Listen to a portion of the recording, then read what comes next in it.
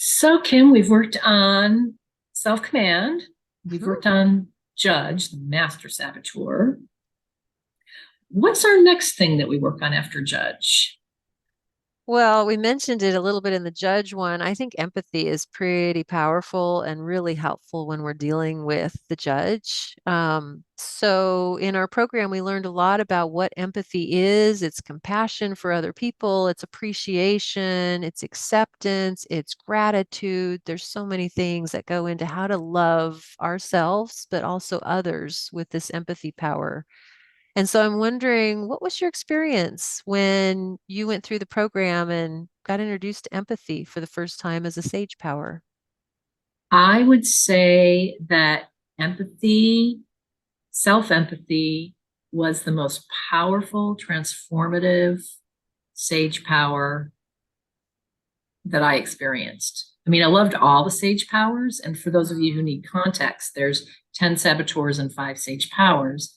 Mm-hmm. Empathy being the first of the sage powers. I always thought that I was empathic, but pouring self empathy into myself was the key to my transformation. And it continues to be. When I'm having a bad day, um, every day, like even today, I'll have moments of feeling a little bit overwhelmed with everything that's on my Mm-hmm. plate. And what I notice in my head that's going on is, I'll notice this little bit of, I can barely feel it, but it's kind of overwhelmed, and I just feel like I've got too much Mm-hmm. going on, and I feel like, oh gosh, I've got so much on my plate. I'm not going to finish my to-do list today. And then I have this really quiet, strong, inner, loving voice that says, "You've got this. You can handle it. You can manage it. You're fine. You're working ahead. You're going to be great." And that voice actually calms me down. And to have that inside me now, instead of that mean, judgy voice, Mm-hmm. um, I actually physically notice that when that empathic, that self-empathy voice Mm-hmm. talks to me, my body calms down and I actually begin to feel more confident. Like I do have this and I can manage this and I'm going to be fine. And we're just going to take it one step at a time. It's like someone holding your hand and saying you're not alone. And, you know, even though, maybe you shouldn't, quote unquote, be having a little panic attack about how much work you have to do, but let's face it, we're all human. And sometimes it feels lonely and overwhelming just in the middle of a work day. And it's just nice to have that loving inner voice inside to guide you along. So I think that has been one of the main impacts of empathy for me. But I What love about you? hearing, I just love hearing you talk about that calming down, that soothing, and we're all human part of it because we are all human. We are all human. And what a beautiful thing. I feel like empathy allows me to be more human. It's like, oh, of course you did that. It's very accepting. And in the program, when he mentions in the program, Shirzad Shamin says, it's the ultimate of unconditional love, right? Versus our Mm-hmm. judge says, well, you'll be happy when, or I'll love you when, right? We have to do things to get love. And Right. empathy is the ultimate of unconditional love. And when I started this program, like, that's not possible. That's not possible. But what I'm discovering is, oh my gosh, it is possible because I'm falling in love with being human. And to be human, I'm learning is to be messy. My judge does Mm-hmm. not tolerate messy. My judge did not like that at all. Mm-hmm. So practicing this idea of empathy that, you know what, it's just what it's like to be me today, right? And so the things you just shared are so powerful. I get to be me today. And what a message I now have to share with my clients because it's so in me. I believe it so powerfully because it's my experience. I can love myself unconditionally today. It doesn't matter that I just spilt the milk and I'm late to work and I did whatever that was ridiculous, right? It doesn't matter because today it's okay to be me. I'm just a messy human being today. And there's something very freeing about that. So I'm Mm-hmm. curious, what's your experience been like with your clients since having gone through this program when you're coaching? I think sometimes just like originally that they don't believe it, right? They don't believe in this unconditional love, which surprises me because I mean, the concept of unconditional love has been around for a really long time, right? We all talk about how we have to love ourselves in order to love others. So I think people know sort of technically, they The know technically that concept. they're supposed to be conceptually that they're supposed to love themselves and Uh-huh. that they're supposed to love others unconditionally and offer people unconditional acceptance. But I think sometimes people feel like if they give themselves too much love, they're just gonna, promote their own laziness. They're not gonna beat themselves up into action. Um, and so often what I'll tell my clients, because this is a true story, is that as sometimes my overwhelm will lead me to procrastination, to me just saying, okay, I just can't cope. I'm just going to go read a book and, eat cookies and drink Diet Pepsi and Yes. not think or write in my journal. But I can't cope with life right now. Every time I talk to myself in that really kind voice, even if it's like, I don't want to clean the bathroom, every time I talk to myself in that kind self empathy voice, it actually moves me into action. So it's Wow. not like it's okay, Wow. Nahi, you can be lazy, and then that leads me to being lazy. Self empathy does not lead me to be lazy. What it does is it erases my shame for Mm. being lazy, which I'm already feeling, which my judge is Mm-hmm. producing. It's that Mm. when I feel ashamed for being lazy or for some clutter or for not working fast enough, Mm-hmm. then I just start crumbling.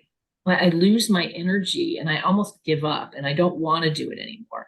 But when I'm, observing myself with self empathy, the voice is almost like, you're fine. None of this, you spilled the milk, as you said, you spilled the milk, you're late Doesn't to work. matter. This is a human thing. This is a human thing. It's fine. What do you want to do about it now?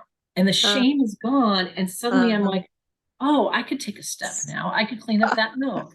I Mm. could, readjust expectations at work today. I could, do this and I could become productive again. So it turns out that if I'm having a bad day and I'm judgy, it doesn't really lead to much. And when I'm having a bad day and I'm empathic, I actually get into action quicker. Yeah. Now, I don't Yeah. know how many of my clients believe it because they have to practice it to get to it. But when they Yes. have those little epiphanies like that of their own, then they're hooked. And then, it starts working as an Mm-hmm. upward spiral for them. One of the things for empathy that we practice in the mental fitness program is imagining the inner child. And Mm-hmm. so we do it for ourselves, but we also learn how to practice doing it for other people, imagining them as an inner child. And I noticed for myself, it took a while for me with some people because I had so much frustration built up, or it's like a layer of irritation or whatever. And as I practiced in the program, I kept practicing and I kept practicing with some of these people that were really tough for me because I was so frustrated with them or something. And what I noticed over time was it was almost like their little kids inside actually started I did start to see them like as I was watching them at Wow. work, for example, or whatever. It's like I could imagine like I started to imagine their little kids. And as soon as I did that, it's that same thing I was saying before where, oh, I get to be human. It's like, oh my gosh, he gets to be human too. And Mm-hmm. I'm curious, what was your experience with empathy for others? So that's really interesting because I have a really hard time picturing like I can look at you right now and I can evoke lots of empathy, right? Uh-huh. But I can't imagine what you look like as a child, Uh-huh. except when you show your picture, then I can kind of imagine it. And Sure. so kind of what I've shared with my clients is because for some of them it works and some of them it doesn't work. Mhm. And for me, the inner child worked okay with myself. It's harder with Mhm. others, not because I can't evoke the empathy, but because somehow visually I can't make that translation. I can't imagine what their face would look like Sure. a little kid. And my distress at not being able to do that takes away from the opening up of my heart process that empathy would Mm. normally do. So what I've told my clients is you want to find a way to evoke the empathy, and the inner child works for some people and it doesn't work for others.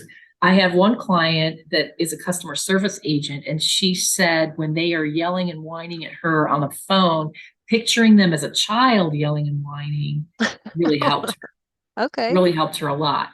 I had other clients when we talked about self-empathy where they really love kind of looking at their inner child and sort of reparenting their inner child. But I have others that just can't connect with their inner child and need to connect with Mhm. a best friend. But for Ah. empathy for others, Mhm. um, what I've often done is gone back to what's the positive intention? You know, what are they trying to Mhm. accomplish? And just kind of connecting that empathy to that. Mhm. So I don't know Mhm. if that's Mhm. exactly an answer to your question. Mhm. No, that makes a lot of, I definitely see that as well. Everybody's different, like some people can relate easily and others it's a little harder. I've noticed with some of my clients it's been helpful, like you were saying, to ask questions and imagine like what is it that that person's really wanting or needing, or what's their greatest fear? Like a little kid, right? Often little kids are scared, so I don't talk about the little kid, but it's like, what is it that they're so afraid of? So we're still talking about it, but sometimes when we talk about it, they feel it, right? They again, it's that embodiment piece of the resonance. Empathy is so much about really getting what it's like to be that other person. And so it's like, oh, what are their hopes and dreams? What is it? What is it, that's underneath it all? Sometimes I compare it to the tip of the iceberg. We hit the tip, Mhm. it's pointy, it's sharp, but there's so much underneath there that's just so important, actually. I love that metaphor, and you reminded me that that is actually one of the things that I tell people is every time someone starts behaving in a Mm, way that is triggering in some way, annoying, upsetting, hurtful, you have to understand that the core comes from fear. So a great thing to ask yourself is mhm. what are they afraid of right now? And that does evoke empathy for others. That Yeah, does work often when they can't picture the inner child. yeah, I love that you brought that up. yeah, yeah. Do you have clients that really get mad at their inner child when they see the picture of themselves?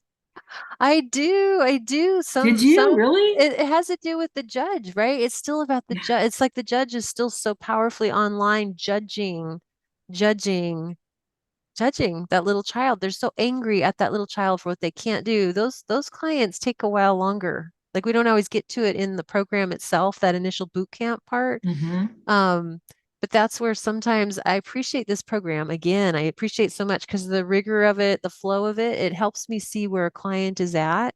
And sometimes when clients are so stuck, there's a different kind of work that needs to be done. Sometimes there's grief, such deep grief wrapped up in things, that's why the anger is there. It's protective. It's that hard covering. It's there on purpose. So that's the other thing. That's actually me practicing empathy with them and helping them bring their empathy online is to talk about, it's all there for a reason. All of it. It's protective. And so there's something there that really needs to be protected. And it takes time, right? It takes time to let it kind of thaw out and fall away to where now we can get in there. And so there's your empathy practice again, a little bit in a different way. But again, coaching, I feel like coaching sessions so often are us modeling for somebody how to be with themselves differently and how to think differently. Empathy for me is so powerful. It's at the core and heart of it all, I think. Yeah, yeah, I would agree. And I love what you said about kind of the process. I was actually really delighted to hear that you're not the only one, that I'm not the only one that had a few clients that were angry at their inner child because that surprised me. I hadn't experienced that myself, but but I think one thing I have experienced that I think is important for anyone going through this that might Mhm. not be able to connect to some of the exercises. What I would say is that working on any aspect of the program, Mhm. so whatever aspect feels like it's something that you can sort of dig into and be interested in and work on, will make changes in other aspects of the program. Mhm. So, for example, one of the things I learned about empathy was that when we did our embodiment exercise, I was resisting having empathy for others. And I never knew that I had a problem with that. But I realized that because I had a pleaser saboteur, I was resisting having empathy for others because my pleaser saboteur would tell me that you have to have these great relationships with everybody. Mm, So my judge of others was sort of helping me, mm, not have to have mhm. a relationship with this person that I knew was going to take so much of me. And so Wow. all the pieces are connected. And so as I sort of disintegrated that expectation that the pleaser would have, which is that I would have to have these kind of relationships, and as I began to trust that I have boundaries with people, Mhm. suddenly the empathy came back. So now I can be with somebody who would trigger me in the past. Mhm. And because they just had a personality characteristic, like they're very demanding or something that would trigger my pleaser. But now that I know that I don't have to please them, then I can just be with them however they are. Yeah. And that's pretty powerful too. So yeah, it's funny. Every aspect that we're talking about, we're saying this is the most important part of the program, but when you And dive yet, into it, when you dive into each aspect of the program, and I think that's another thing that's beautiful about this model, Mhm. is you can get something from it just doing the boot camp and doing a few Yes. exercises during a week. But you can take that particular aspect and take it deep and Wow. just work through a lot of it. And empathy, if you take it all the way, you can change your life, you can change everyone's life around you. Mhm. Mhm. I'm really appreciating what you're saying about the layers. And I just want to add, I totally agree with you that this program is very fascinating. It's simple. The boot camp will give you a taste of everything. Um, all my clients walk away with something, even if they can't even do the program really, they can't do the full program. They may not be reading the book, or they might only be partially watching videos, or they might miss a pod meeting, whatever it is, but it's like they're all getting a little bit. And I love what you're saying about, well, sometimes this part I can't do yet because there's this other part I don't understand yet. And so I love when clients are just leaving themselves open, just being open to whatever the experience is and letting it be perfect and trusting it's going to work. And I have clients that are worried, yeah, but at the end of the 7 weeks, then what? And it's like, well, you will figure that out when we get there. There's more we can do if it resonates, if this resonates. Mm-hmm. And if it doesn't quite resonate, hopefully they can grab the nuggets out of the program that really did and take it into the next step, whatever that is. It might not be mental fitness, positive intelligence style, but they hopefully have the nuggets that'll take them further. So I love what you're saying about how it's all interconnected and um, having ourselves be open to whatever the experience is. It's perfect. Again, it feels like that's practicing empathy in a way. We're each different. We're Mm-hmm. each different. I love that. I love that. Any last thoughts on empathy? I think it's going to solve all our world's problems because it's such a if there were only one thing to get out of the program, I really feel like empathy. If I can be more empathetic with others and myself, the whole world becomes much more gentle. It's not such a harsh environment with empathy. Yes, and that brings us to sage and saboteur contagion. And the thing is if you're feeling empathy, no Yes. matter who's around you, they'll feel that much more empathy Yes. because, because So well. they'll pick it up from your energy. And so you can impact the world by Mm. just working on your own empathy. You don't have to be overwhelmed by all the world problems, but working on your own empathy, you will impact everybody you touch and everybody they touch. Thank you. That is so well said. So well said.